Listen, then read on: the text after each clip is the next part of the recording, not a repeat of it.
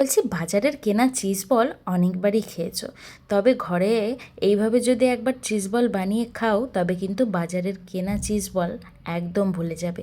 তো ঘরে কিভাবে চিজ বল বানাবে চলো দেখে নেওয়া যাক। প্রথমে আলুগুলোকে একটা গ্রেটারের সাহায্যে খুব ভালো করে গ্রেট করে নিতে হবে এক এক করে।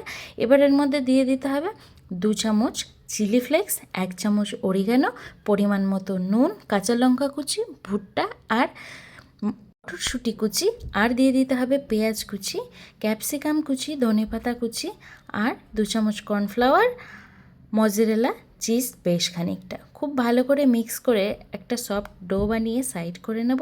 এবার অন্য একটা বলে 3 থেকে 4 চামচ কর্নফ্লাওয়ার, 1 চামচ অরিগানো, 1 চামচ চিলি ফ্লেক্স, বেশ খানিকটা জল দিয়ে একটা পাতলা ব্যাটার বানিয়ে সাইড করে নেব। হাতে তেল মাখিয়ে আলুর ডো খানিকটাকে নিয়ে খুব ভালো করে এর মধ্যে বেশ খানিকটা চিজ অ্যাড করে দিতে হবে।